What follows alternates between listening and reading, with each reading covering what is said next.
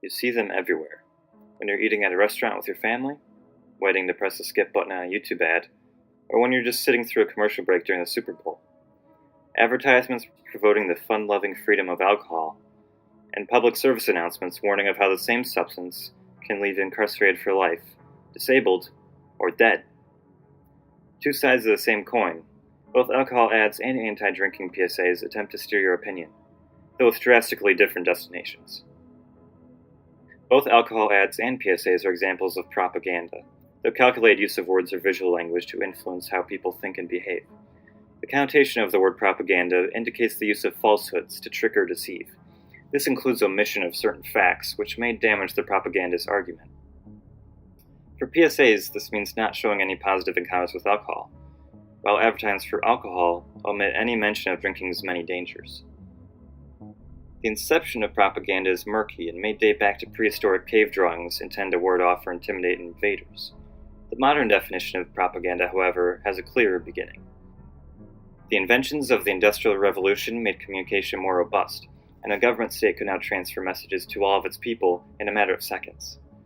Great Britain is credited as the first to fully take advantage of this system when they started the production of propaganda during World War I. Since then, many nations have relied upon propagandist tactics to sway the opinions and actions of its people, most notably Nazi Germany, North Korea, and the United States of America.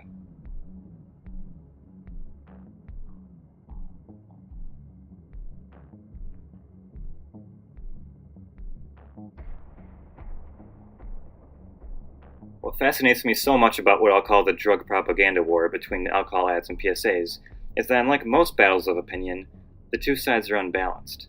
It's not politician versus politician, nation against nation, or even deodorant company versus deodorant company. The drug propaganda war is a feud between the US government and large-scale industries selling alcohol and tobacco. In the 70s, Nixon began the war on drugs, an effort by the federal government to crack down on the illegal drug trade. When Reagan took office in the 80s, he expanded drug criminalization on a massive scale, helped along by the anti-drug campaign Just Say No, led by First Lady Nancy Reagan. It was at this time that the government first began funding anti-drug PSAs. Since that time, policy has stabilized some, but effectively it is the same, and PSAs are still run today. Now, the war on drugs campaigns fought against an assortment of substances, and most of them lost. Meth, heroin, and psychedelics are all for the most part discouraged by the public, and Big Tobacco is now forced to run anti-smoking ads, for which they clearly show much enthusiasm. When you smoke, the nicotine actually changes the brain. That's why quitting is so hard. The only two survivors are marijuana and alcohol. Marijuana likely for its relatively lower risk, and alcohol because people really like alcohol. But why do people choose alcohol over other substances besides availability? That is an enormously complex question, but I believe one fragment of the answer is the alcohol industry's successful ability to market their product.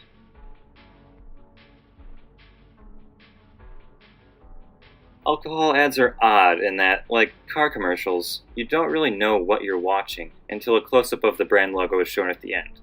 They often employ dynamic visuals with rich colors to enthrall the viewer, most likely younger viewers. Yup, much like the tobacco ads of old, the main targets of alcohol ads are children and adolescents. They typically emphasize the music scene, partying, pop culture references, slapstick, and attractive young models. Typically geared towards the boys of this group, the ads project an image that drinking will make you a smooth womanizer or a funny clown around your buddies. They're often less welcoming to young women, depicting them mainly as visual spectacle or outright mocking them at expense of a joke.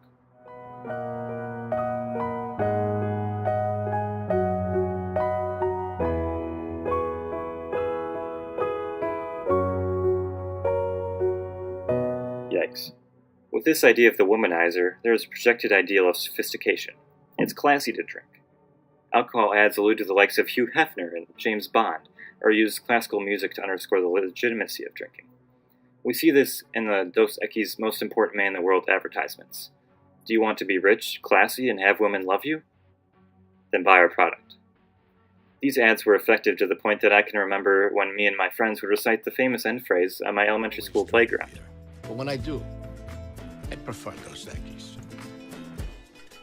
Stay thirsty, my friends. Through these tactics, alcohol ads convey an idealistic picture of drinking, even in the face of evident health risks that everyone knows. On the other hand, anti-drug PSAs, which have a lot going for them in supporting evidence, are usually not as successful at manipulating their audience.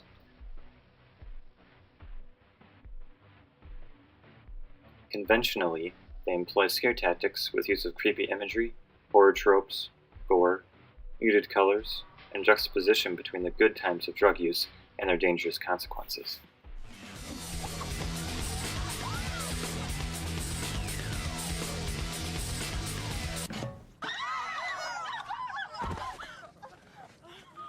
PSAs often include worst-case scenarios, often using children as sympathetic victims, to strike fear into the audience.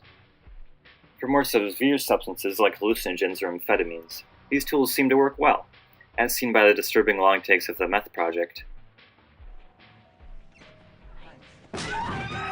Get out! The nightmare fuel guinea pig ecstasy ad from Singapore,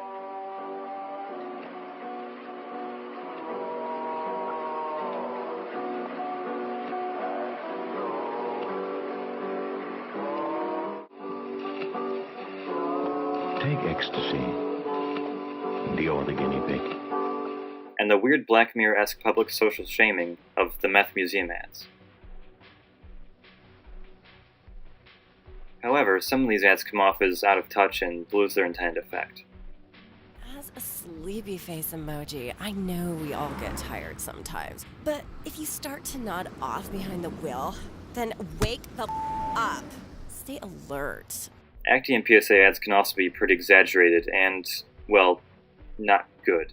He was high on crack. He was gonna kill me. Some PSAs are effective and some are not, but the goal is the same: scare away any potential drug users and stigmatize substance use. Both alcohol ads and anti-drug PSAs have tactical profiles for the ways in which they try to manipulate you. The drug propaganda war rages on. The beer, wine, and liquor industries make tens of billions of dollars worth in sales every year in the US alone.